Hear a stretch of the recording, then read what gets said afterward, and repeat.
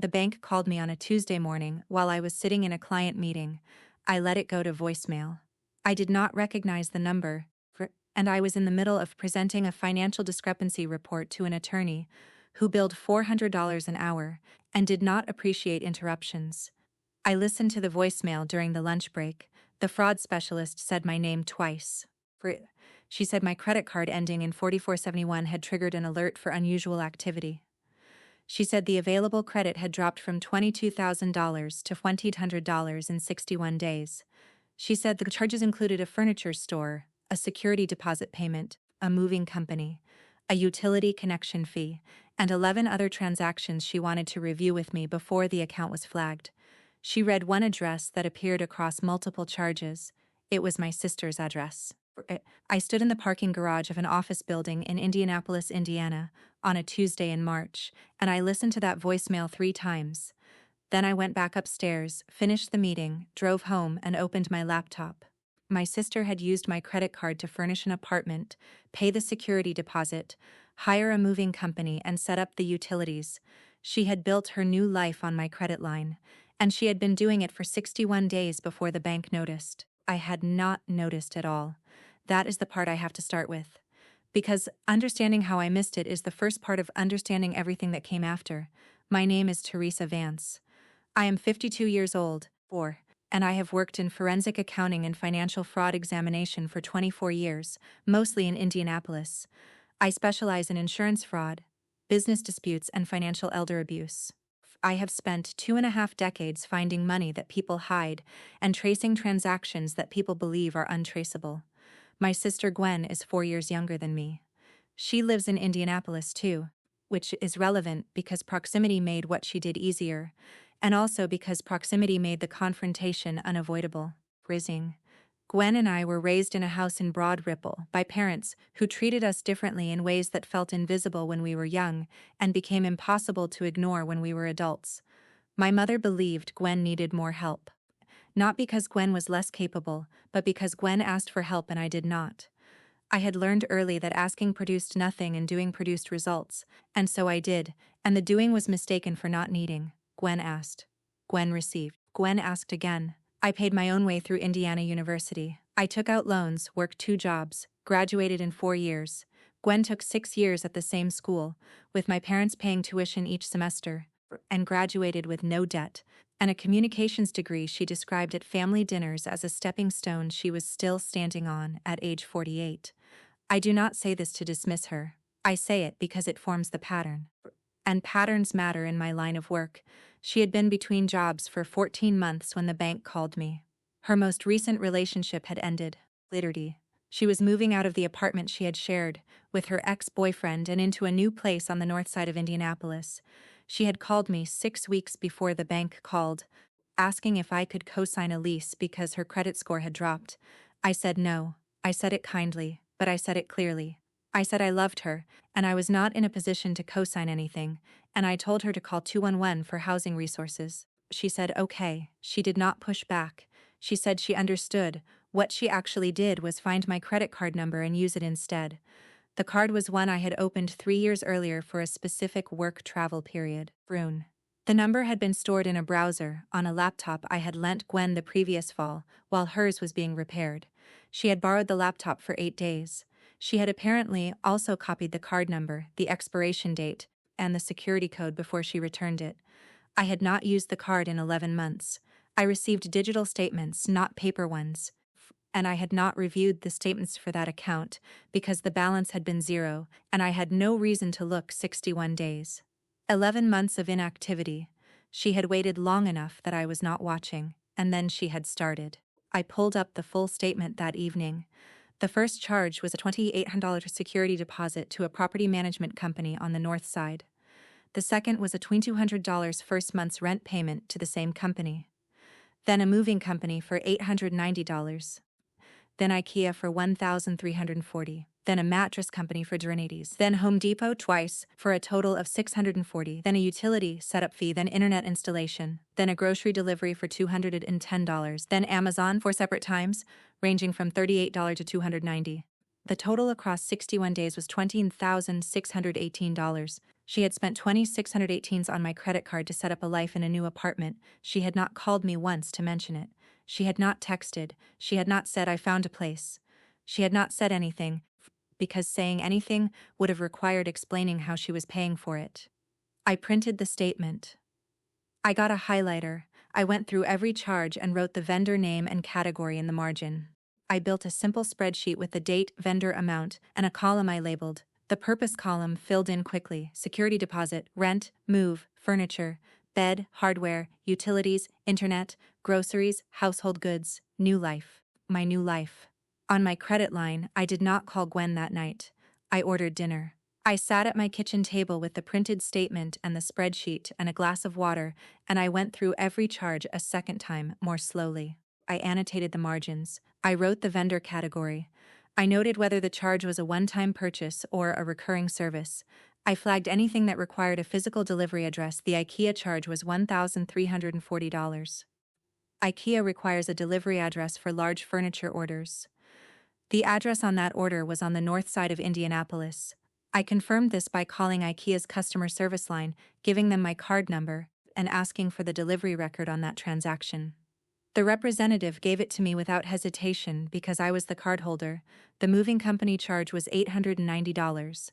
I called them too. They confirmed the pickup address, the apartment Gwen had shared with her ex-boyfriend, and the delivery address, which was the north side address. I wrote both addresses on the legal pad. They matched. The same address on the IKEA delivery, the moving company drop-off, and the utility setup charge, one address. Everything pointed to it.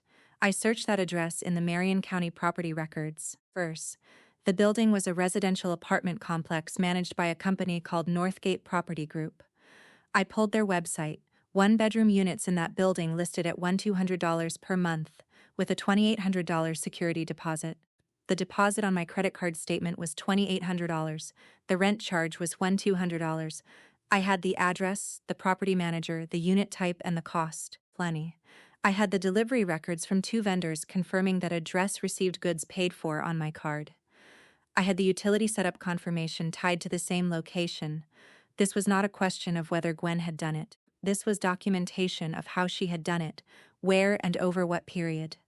The only open question was what came before the apartment charges. I went back to the full 11-month account history. I called the fraud line back the next morning and spoke with the specialist. Her name was Angela. She was patient and thorough. She confirmed that all 11 transactions had been made online, using the card number, expiration date, and CVV. She confirmed the billing address used was not mine. She confirmed that the delivery address on the IKEA and Amazon orders was a street address on the north side of Indianapolis. I looked up that address. It was Gwen's new apartment building. Angela asked if I wanted to file a fraud report.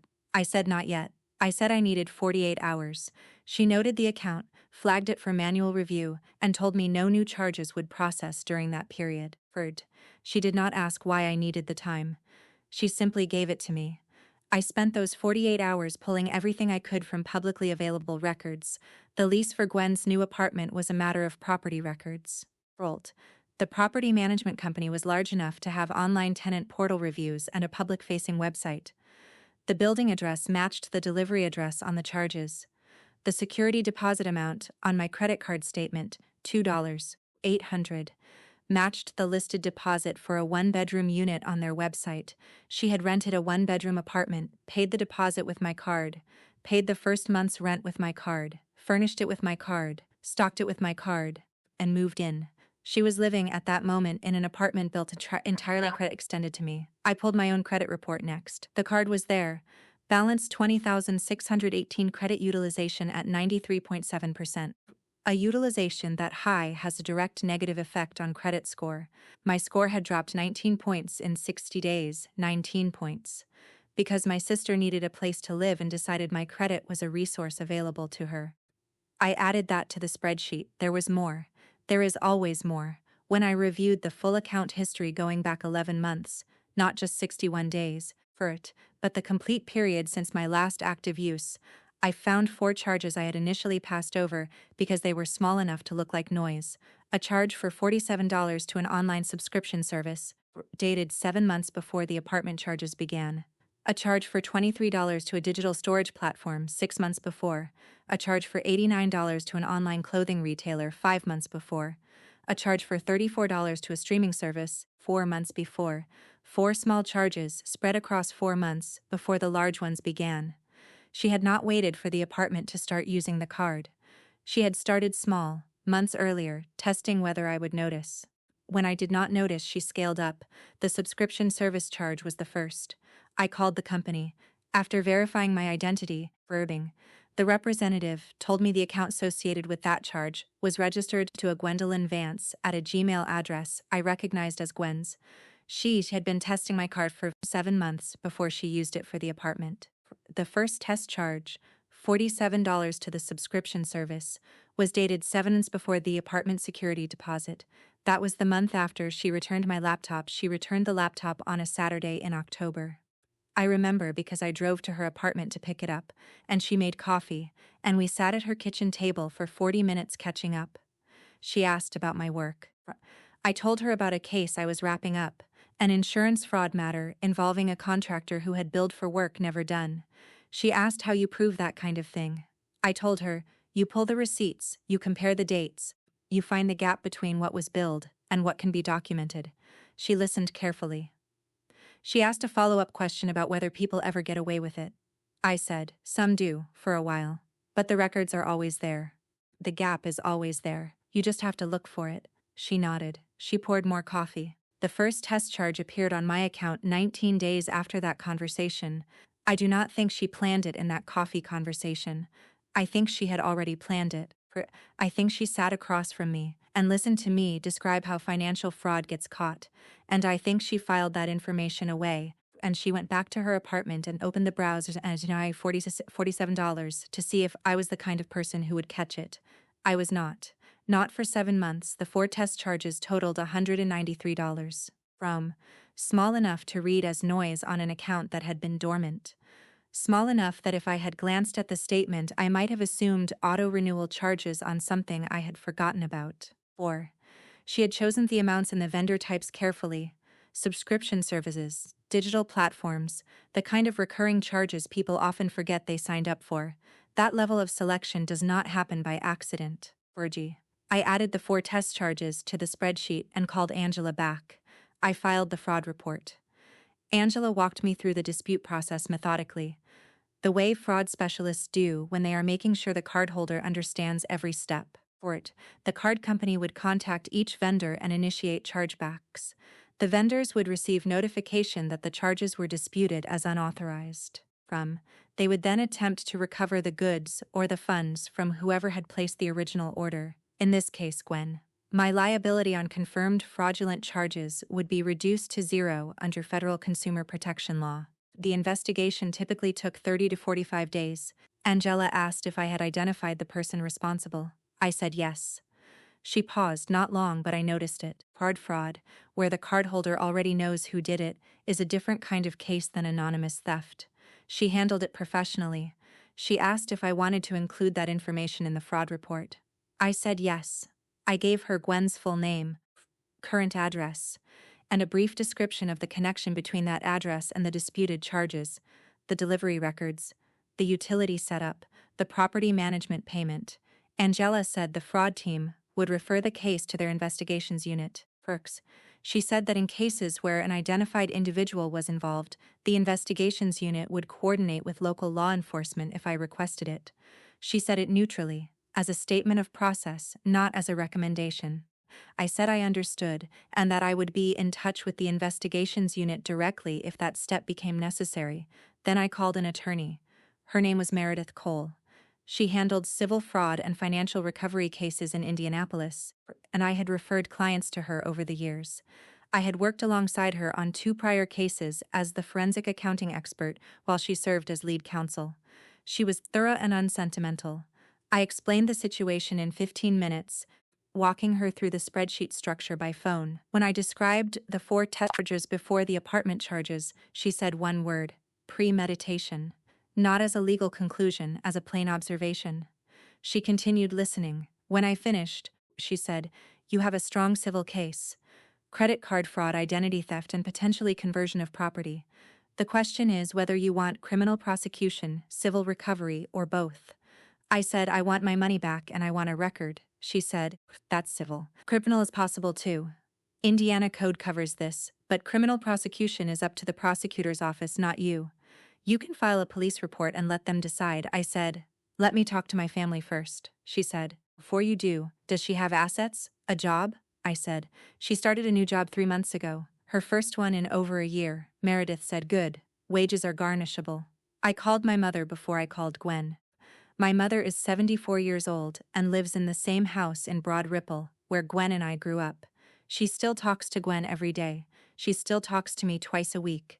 Those two facts have always described the shape of things accurately. I told her what I had found.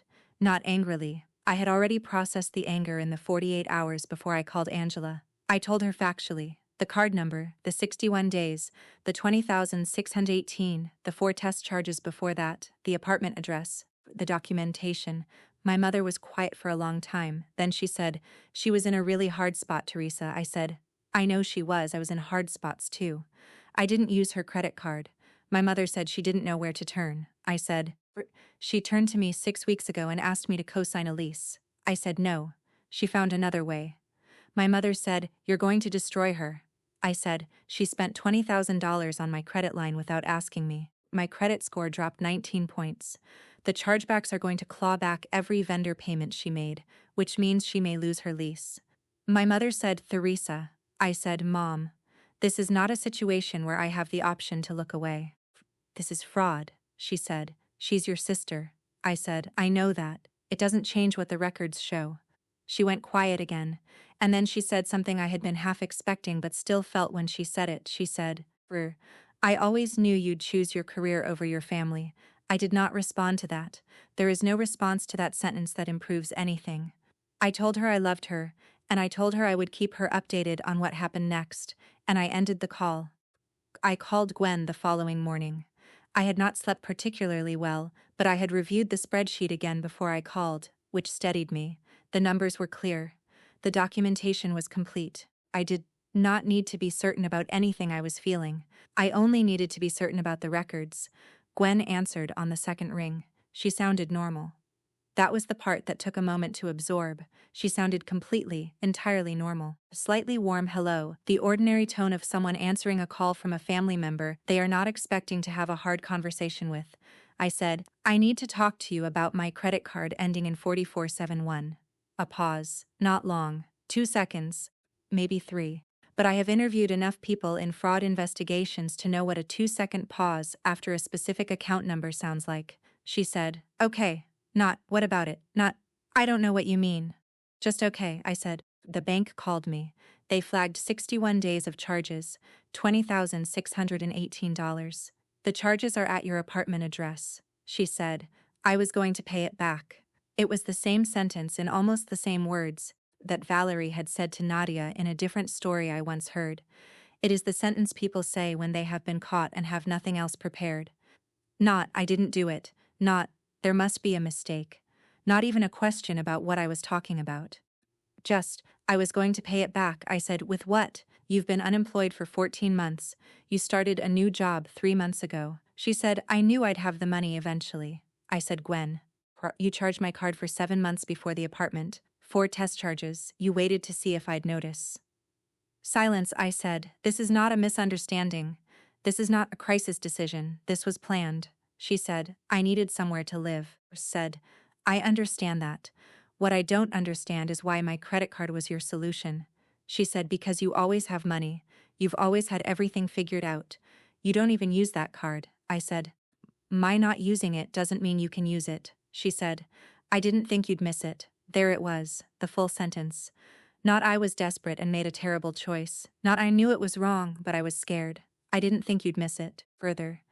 As if the relevant questions was whether I would notice, not whether she had the right, I said, I'm going to give you a chance to address this before it goes further. Meredith Cole is handling this on my behalf. I'd like you to meet with her and discuss a repayment arrangement.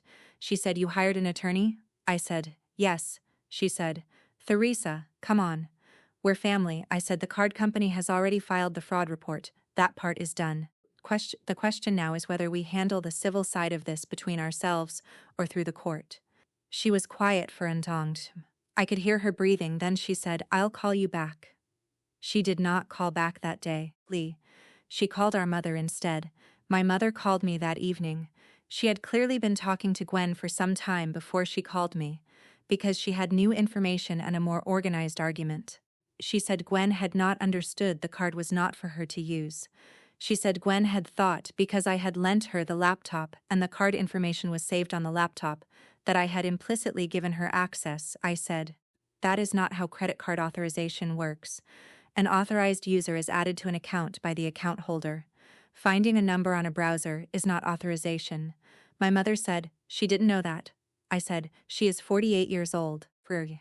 My mother said, "Theresa, if you take this to court, she could lose her apartment. She just got stable. She just got a job." I said, "The chargebacks are already in process. The vendors will reclaim the payments. That is happening regardless of what Gwen and I do civilly. If the security deposit and rent charges are reversed, the property management company will pursue her directly for the amounts. I'm not causing that. The fraud report caused that." My mother said, "Can you stop it?" I said, "I could request that the card company not pursue the chargeback on the rent and deposit charges, but that would mean I eat those costs. 6 weeks of rent and a security deposit that she charged to my card without permission." My mother said, "I'll pay you back for those." I stopped. I said, "Mom." She said, "I have some savings. I can cover the deposit and rent, if that keeps her in the apartment and keeps this out of court." My mother, 74 years old, offering to pay $4 for Xenozian from her savings to cover the damage her younger daughter had caused to her older daughter. I said, "Don't do that." She said, "I just want to fix it." I said, "You can't fix it by paying it. That's not how this works." She said, "Then tell me how it works." I said, "Gwen needs to meet with Meredith. She needs to agree to a repayment plan. She needs to acknowledge in writing what she did. Those are the conditions. If she does those things, I will request reduced chargebacks on the housing charges and give her time to repay the rest." My mother was quiet. I said, "If she doesn't, it goes through the court and through the fraud investigation, and I don't control what happens after that." My mother said, "I'll talk to her." Gwen called Meredith 3 days later. I was not in that call. Flued.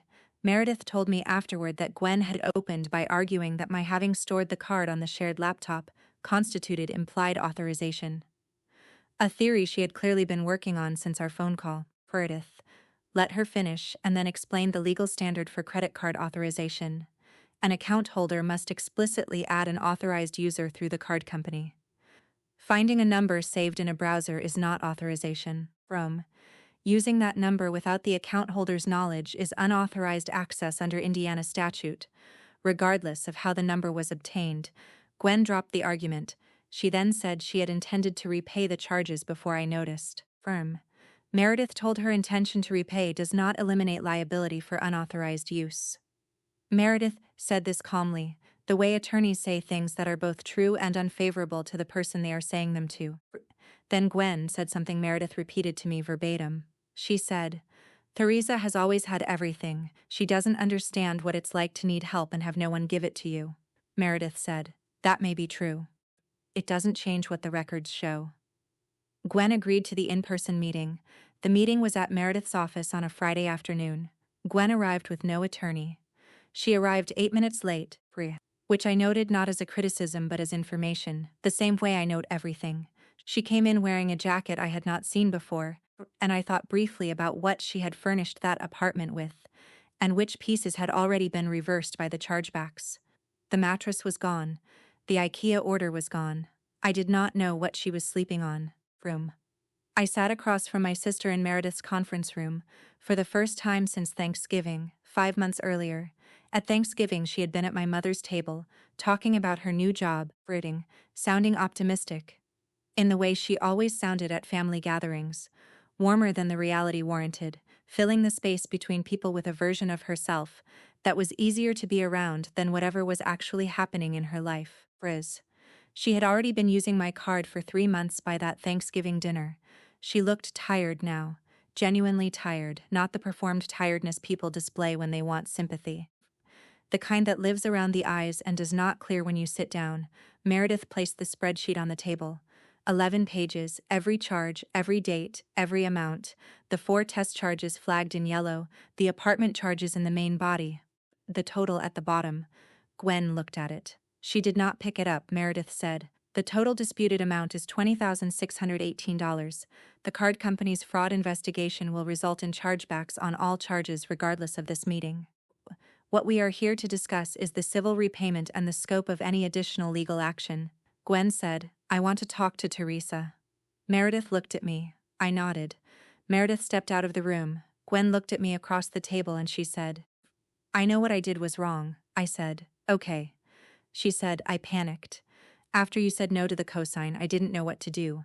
I had 2 weeks before I had to be out of the old apartment and nowhere to go, and I couldn't move back into Mom's. And I saw the number on the laptop, and I thought, I'll use it and pay it back before she notices. I said, you used it for 7 months before the apartment. She said, I know. I said, you tested it for 4 months before that. She said, I know. I said, that is not a panic decision, that is a plan. She looked at the table. She did not argue that point. I said, Gwen, what did you think was going to happen? She said, I thought I'd have time to fix it. I said, you thought I wouldn't notice. She looked up. Her eyes were red. She said, yes, I thought you wouldn't notice because you never look at that account. I said, so the plan depended on me not paying attention to my own finances. She said, yes. There is something clarifying about that kind of honesty, even when the honesty is painful. She was telling me the truth of it, finally, without the constructed explanation. She had counted on my inattention. She had been right that I was not watching, and the bank had caught it where I had not. I said, here is what I'm offering. You sign a repayment agreement for the full amount. Meredith structures it at a monthly payment based on your income. I will request that the card company not pursue chargebacks on the deposit and first month's rent so your lease is not immediately at risk. The other charges, furniture, movers, household goods, all of it, those chargebacks proceed, and you address those vendors directly. And you sign an acknowledgement of what happened, in writing as part of the agreement. She said, the acknowledgement, what does that mean? I said, it means you sign a document that says you accessed and used my credit account without authorization. It is not a criminal confession. It is a civil record. Meredith will hold it, she said. And if I don't sign? I said. Then we go back to the fraud investigation and the civil suit, and I do not intercede on the lease charges. She was quiet for a moment. Then she said, okay. I said, okay, to which part? She said, all of it. The repayment plan, the acknowledgement, all of it. I called Meredith back in.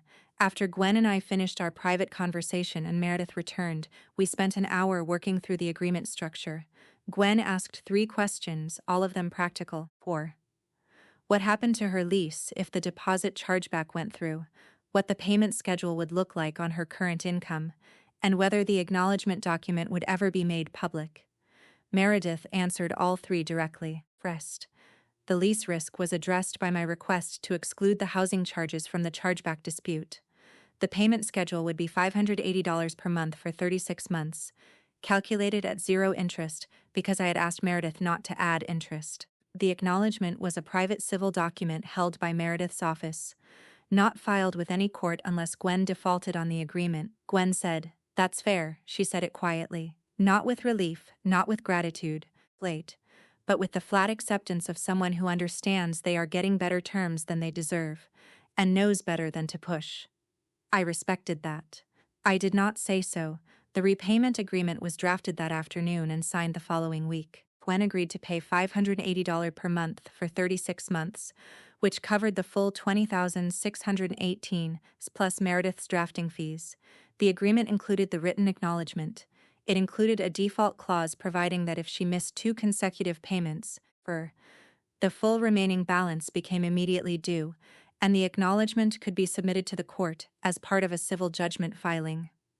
I submitted a limited chargeback request to the card company, asking them to exclude the deposit and rent charges from the dispute. The remaining charges, approximately $15,600, were reversed. The vendors reclaimed their payments. The IKEA account was cancelled. The mattress company repossessed the mattress. Gwen kept her apartment. She kept her job. She lost the furniture she had put in that apartment over 61 days, and she began paying $580 a month back to me from the income of the job that furniture was supposed to celebrate. The card company closed the account. My credit score recovered over the following 6 months as the fraudulent utilization was removed and the dispute was resolved. I opened a new credit account that I monitor every 2 weeks. My mother called me 2 days after the agreement was signed. She did not call to thank me for protecting Gwen's lease. She called to tell me she was glad it was over and that she hoped Gwen and I could move past it. I said, I hope so too. She said, she's really trying. I said, I know. She said the repayment is hard but manageable. I said it should be manageable. Meredith structured it based on her actual income.